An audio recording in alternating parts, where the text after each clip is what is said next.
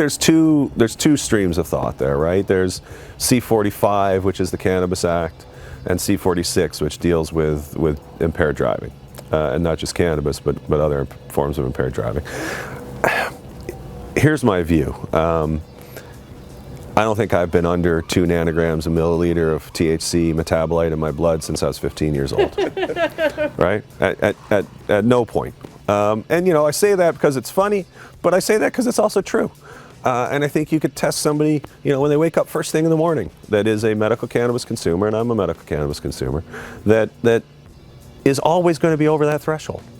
And so what you do is you effectively criminalize an entire class of people based on their choice of medicine that you don't do with other medicines. You know, we're not going to people and saying, well, you've got, you know, 2 nanograms per milliliter of codeine metabolite in your system from the pill you took to help you sleep last night. But we could make up an imaginary number that has nothing to do with impairment and take people off the road as a result of that. And I think, you know, when you're talking about a very privacy intrusive thing, going into people's blood in a forcible way to seize their blood in order to test it, and the evidence that's yielded from that is not relevant to the issue to be decided, which is, was that person impaired? Because there's no science linking these arbitrary numbers to any level of impairment. Very much unlike alcohol, where there's a great deal of science that we can rely on. I think you've gone too far.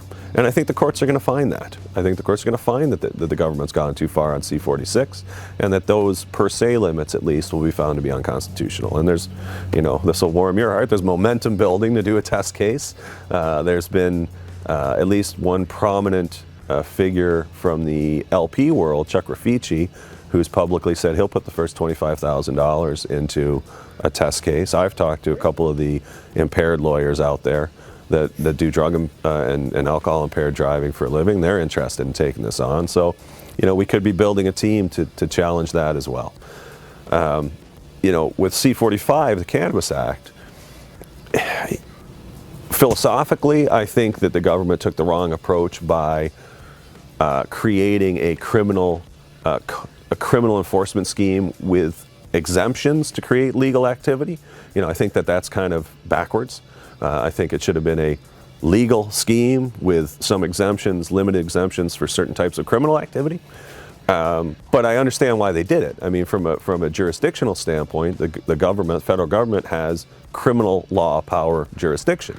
They don't necessarily have the jurisdiction to regulate cannabis if it's not within a public safety or health context. And so they maybe didn't have a choice in their approach.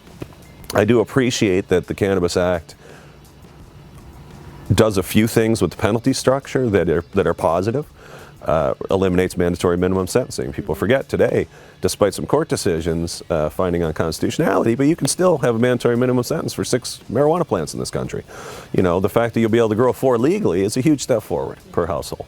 The fact that you'll be able to possess 30 grams of cannabis in public is a huge step forward. The fact that you'll be able to store an unlimited amount of cannabis in private is a massive step forward.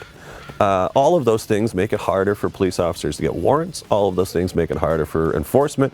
And much of it signals just sort of a different direction that I think will permeate through policing culture, which we've already seen in British Columbia over the last few years, massive declines in enforcement.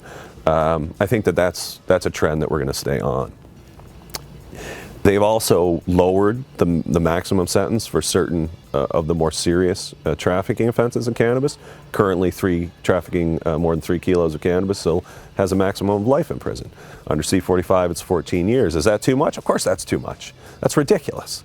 Nobody gets the maximum. I mean, I tell people you could sail a tanker truck of hash into Vancouver Harbor and you're not going to get life in prison, even though that's the maximum penalty, right? That doesn't happen.